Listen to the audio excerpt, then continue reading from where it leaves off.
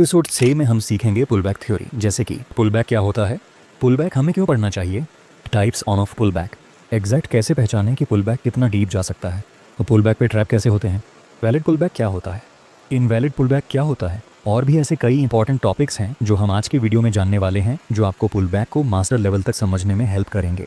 अब सबसे पहले देखते हैं पुलबैक होता क्या है। जब ट्रेंड के अगेंस्ट मार्केट थोड़ा उल्टा चलता है और फिर दोबारा ट्रेंड की डायरेक्शन में चलने लगता है, वही पुलबैक कहलाता है। अब देखते हैं पुलबैक हमें क्यों पढ़ना चाहिए। पुलबैक एक तरह से इंस्टीट्यूशंस का हथियार है जिसके जरिए वो हमें ट्रैप करते हैं। जैसे कि आप इमेज में देख सकते हैं, मार्केट ऊपर जा रही होती है और हम क्या करते हैं, हम वहीं पर एंट्री ले लेते हैं।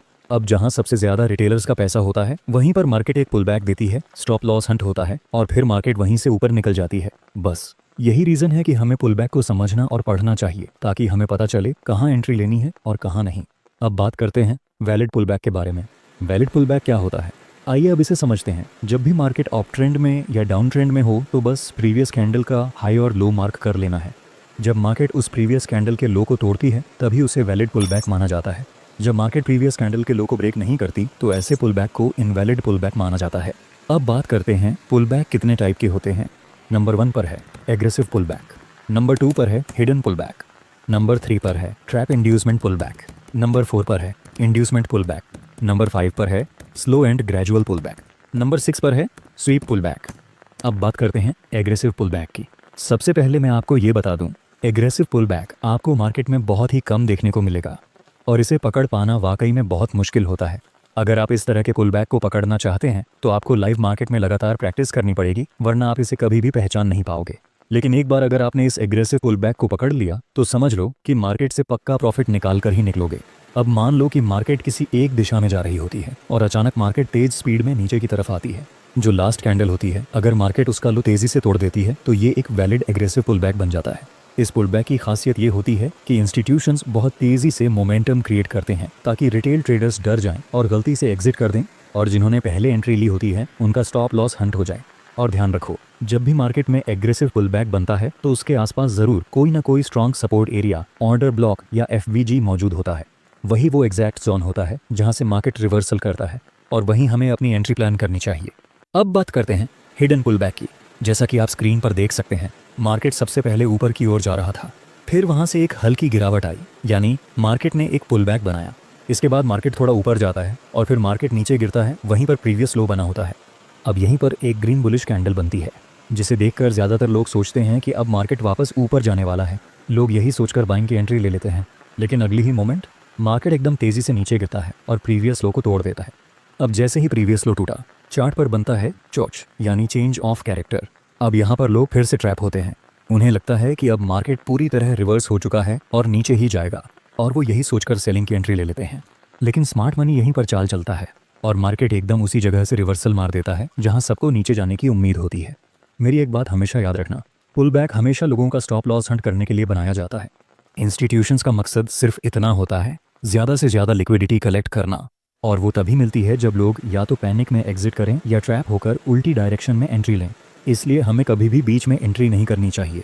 हमें एंट्री तभी लेनी है जब मार्केट किसी की जोन पर आए, जैसे on order block, fair value gap, FVG या कोई स्ट्रॉन्ग सपोर्ट या रेजिस्टेंस। यही वो जगह होती है जहां से एक्चुअल रिवर्सल शुरू होता है, और स्मार्ट ट्रेडर्स वही एंट्री पकड़ते हैं जब बाकी सब कन्फ्यूजन में होते हैं। अब बात करते हैं ट्रैप इंड्यूसमेंट पुलबैक की। जैसा कि आप इस इमेज में देख सकते हैं, मार्केट ऊपर की तरफ जा रहा होता है, फिर वहाँ से एक छोटा सा पुलबैक आता है, और ये पुलबैक वैलिड होता है क्योंकि ये पिछली कैंडल का लो तोड़ देता है। इसके बाद मार्केट फिर से थोड़ा ऊपर जाता है और अब जो लास्ट कैंडल बनी थी उसका हाई ब्रेक करता है और रीसेंट लो पर बनता है इंड्यूसमेंट। याद रखना, इंड्यूसमेंट तब बनता है जब मार्केट ऊपर जा रही होती है, फिर एक पुलबैक मिलता है और फिर मार्केट उसी प्रीवियस हाई को तोड़ देती है। अब जो लेवल बना है वो होता है रीसेंट लो और वहीं पर बनता है इंड्यूसमेंट जोन। अब देखो, जब मार्केट उस हाई को तोड़ देता है तो प्राइस वापस उसी इंड्यूसमेंट लेवल तक नीचे आता है। अब जिन लोगों ने सिर्फ ट्रेडिशनल प्राइस एक्शन सीखा है वो इस इंड्यूसमेंट जोन को सपोर्ट समझ लेते हैं और वहीं पर बाइंग में एंट्री कर लेते हैं। लेकिन स्मार्ट मनी कॉन्सेप्ट SMC हमें सिखाता है कि ये सपोर्ट नहीं है, ये इंड्यूसमेंट है। इंस्टीट्यूशंस जानते हैं कि लोग इसे सपोर्ट समझेंगे, इसलिए वो जानते हैं कि बायर्स का स्टॉप लॉस इंड्यूसमेंट लेवल के नीचे रखा होगा। अब मार्केट क्या करता है, थोड़ा ऊपर जाता है, लोगों को कन्फर्मेशन देता है, फिर अचानक नीचे आता है और सभी का SL हंट करता है। और जब रिटेल ट्रेडर्स बाहर हो जाते हैं, मार्केट वहीं से एकदम रिवर्सल मारता है और ऊपर की तरफ तेजी से निकल जाता है। यही होता है इंड्यूसमेंट ट्रैप, जहाँ प्राइस एक्शन ट्रेडर्स को धोखा मिलता है। अब यहाँ सबसे ज़रूरी बात यह है कि हमें एंट्री हमेशा की एरिया पर ही लेनी है।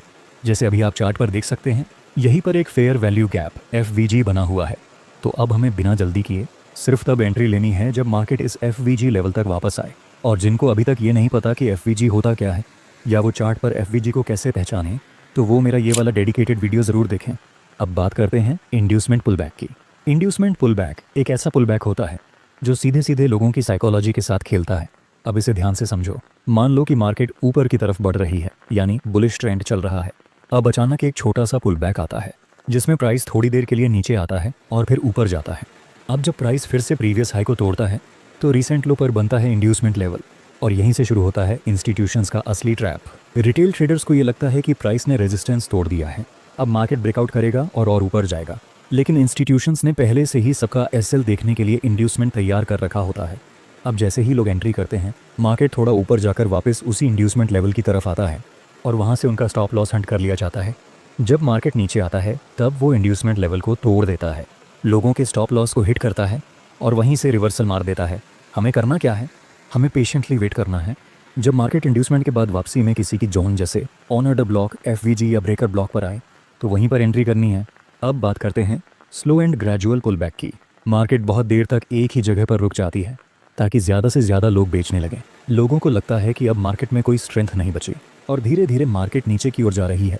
अब बात करते हैं कि स्लो और ग्रेजुअल पुल बैक जैसी सिचुएशन में हमें करना क्या होता है। देखो, जब भी मार्केट धीरे धीरे नीचे आ रही होती है तो सबसे पहला काम हमें ये करना है कि मार्केट का की एरिया ड्रॉ कर लो। अब ध्यान से समझो, जब मार्केट धीरे धीरे नीचे आती है तो रिटेल ट्रेडर्स को लगता है कि मार्केट की स्ट्रेंथ खत्म हो चुकी है। उन्हें लगता है अब मार्केट नीचे ही जाएगा और वो पैनिक में आकर या ओवर कॉन्फिडेंस में आकर सेलिंग साइड में एंट्री बना लेते हैं।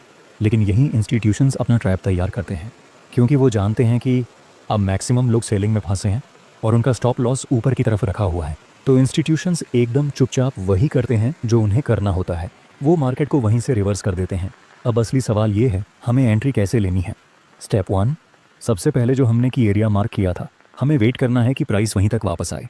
स्टेप 2, अब जैसे ही मार्केट उसकी एरिया में पहुंचती है, हमें वहां देखना है कोई भी इंस्टीट्यूशनल कैंडलस्टिक पैटर्न दिख जाए तभी एंट्री करनी है, ना उससे पहले और ना उसके बाद। अब बात करते हैं स्वीप पुल बैक के बारे में। अब देखो, स्वीप पुल बैक में असली ट्रैप होता कहाँ है। जब भी मार्केट पुल बैक देती है उसके बाद अक्सर क्या होता है, मार्केट एकदम साइडवेज हो जाती है। मतलब प्राइस ना ऊपर जाता है ना नीचे, बस एक टाइट रेंज में घूमता रहता है। अब यहीं पर शुरू होता है साइकोलॉजिकल ट्रैप। जैसे ही मार्केट उस साइडवेज रेंज से किसी एक डायरेक्शन में ब्रेकआउट या ब्रेकडाउन करती है, ज़्यादातर ट्रेडर्स उसी साइड में एंट्री कर लेते हैं। उन्हें लगता है कि अब ट्रेंड शुरू हो गया है, लेकिन यही होती है सबसे बड़ी गलती। स्मार्ट मनी यही चाल चलता है। जैसे ही सब एंट्री करते हैं, मार्केट उलटी दिशा में तुरंत रिवर्सल मारता है और मैक्सिमम लोगों का स्टॉप लॉस हंट कर देता है। अब सवाल है, हमें एंट्री कैसे लेनी चाहिए। सबसे पहले साइडवेज रेंज का पेशेंस से वेट करो। जब मार्केट उस साइडवेज रेंज को किसी एक डायरेक्शन में ब्रेक कर दें, तुरंत एंट्री मत लो। अब वेट करो कि मार्केट आए उसकी एरिया पर, जैसे ऑर्डर ब्लॉक, FVG या कोई सपोर्ट रेजिस्टेंस। और ये सबसे ज़रूरी बात याद रखना, हमें एंट्री लेनी है हमेशा उस ब्रेकआउट के ऑपोजिट डायरेक्शन में, क्योंकि इंस्टीट्यूशंस पहले फेक ब्रेकआउट करते हैं, फिर मार्केट को रिवर्सल में पुश करते हैं। अब जब प्राइस की एरिया पर पहुंचे तब वहाँ देखो कोई स्ट्रॉन्ग इंस्टीट्यूशनल कैंडलस्टिक पैटर्न मिल रहा है या नहीं, और अगर ये कंफर्मेशन मिल जाए तभी एंट्री करो। और अगर आपको ये नहीं पता कि इंस्टीट्यूशनल कैंडल पैटर्न्स क्या होते हैं, तो आप मेरे चैनल पर जाकर ये वाला वीडियो ज़रूर देख लेना। अगर आपको ये वीडियो पसंद आया हो तो लाइक करना ना भूलें, अपने दोस्तों के साथ शेयर करें और हमारे चैनल को सब्सक्राइब करें ताकि आपको ऐसे ही इन्फॉर्मेटिव वीडियोस मिलते रहें। और हाँ, अगर आपके कोई सवाल हैं या आप चाहते हैं कि हम किसी खास टॉपिक पर वीडियो बनाएं तो नीचे कमेंट बॉक्स में ज़रूर बताएं। अगले वीडियो में मिलते हैं, तब तक स्मार्ट ट्रेडिंग करते रहें और मार्केट को समझते